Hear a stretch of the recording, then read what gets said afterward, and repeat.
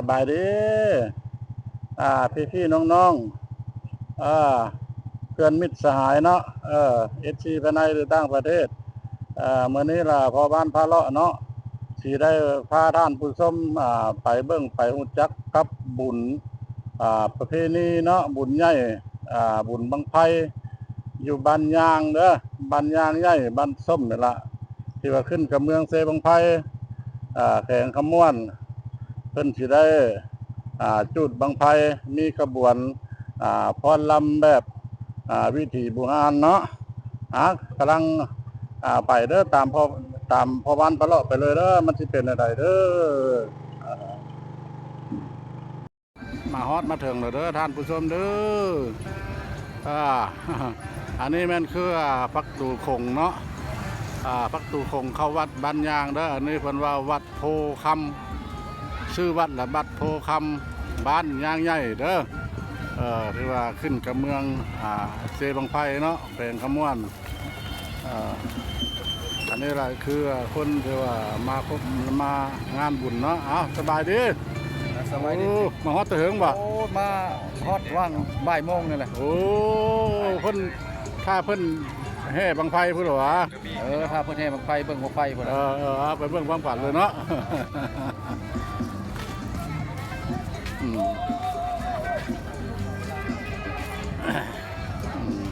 นี่เด้อคือจะได้นำเก็บภาพบรรยากาศในงานบุญเพิ่นเนาะงานบุญบ้านย่างใหญ่ของเราในบ้านย่างใหญ่นี่คือบ้านเก่าบ้านแก่เนาะอันนี้ก็เป็นห้านขายเสื้อผ้าเพิ่นเด้อเสื้อผ้าที่ว่ามันเป็นสีชื่อนุ่งเป็นเอกลักษณ์เนาะสบายดีที่ได้ขายดีเนาะได้ขายดีแล้วเครื่องเจ้านะผู้ไทย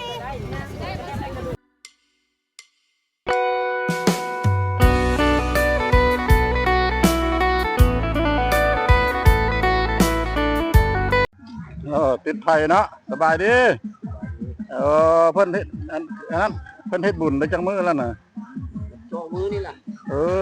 เพิ่นเฮ็ด2 มื้อ2 คืนเนาะอันบังไฟได้เพิ่นสิจุดมื้อใดมื้อนี้บ่มื้อนี้ล่ะจุดทางใดบังไฟทางพี่บ่บ่แม่นบ่อยู่ในวัดอยู่อันอยู่ในวัดน่ะมันมีหยังอยู่ไหนฮะอยู่ไหนเอาจมเฮจมเฮบังไฟแห่อยู่พุ่นมาแล้วมาจุดอยู่พี่นะจ้าขอบใจเห็นอันพระเจ้าลงเพชรลงร้ายเราตามมาค่อยก็อยู่ขมวนว่าอยู่ตะแคกไปแล้ว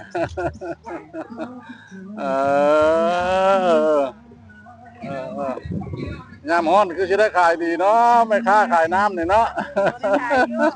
แล้วพอได้ขายอยู่บ่โดยได้2 มื้อนี้แล้วเนาะมื้อนี้เป็นมื้อสุดท้ายป่ะโอ้โดย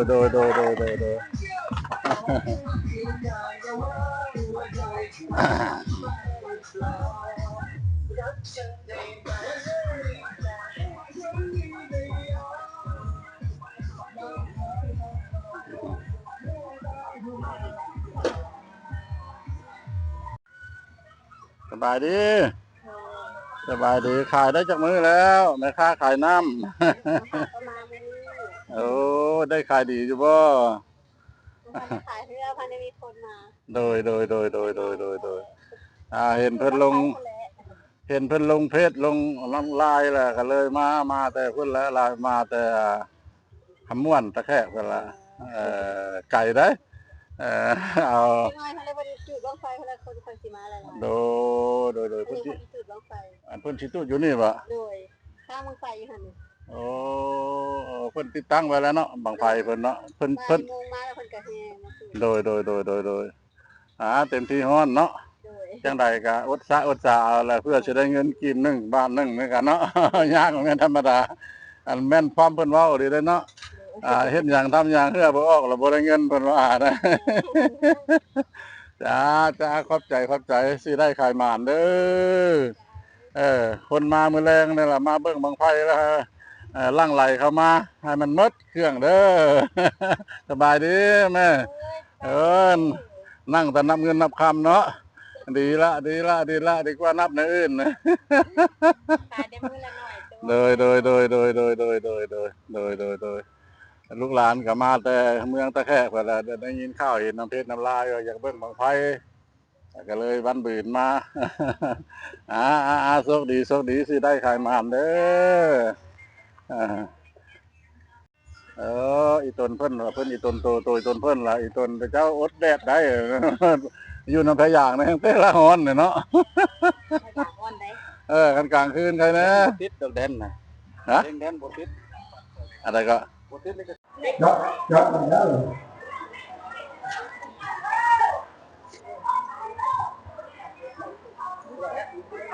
เอาหักนอนเด้อเอาเจ้าตาหน้าดีตามคิดทำเงินดีตามเกี่ยวไม่ได้คือตัวยาถ้าจะตามบัตรที่เรือหน้าเงียบเด้อทานจะยังมีท่านเข้าท่านพักใจทุกขาคอยเจ้าเจริญเอาหน้าพันนาลังมีไหลทุกได้สวยแต่ความสุขเด้อทุกอย่างมีนาภาตลอดการของเจ้าเป็นราศีว่าเจ้ามรณะเป็นสิ่งนั้นของตัวและที่เข้ามันเป็นมันในอยู่ที่เด้อนำมาจากความรู้จักจีมาแนงเป็นเรื่องมันนอนบ่องภาษาเป็นว่าการโมเมานี่หินตุกไว้ทั้งชายใหญ่น้อยมาถึงคำชอยชูหนึ่งวันโลสู้ฐานพลังร่ำรวยเลยบอกเด้อแต่โล เดี๋ยว นั่งอยู่ยัง ลูกหลานมา ที่ทาน นี่แหละมา ชื่อก็ลงนี่เลยผมเนี่ย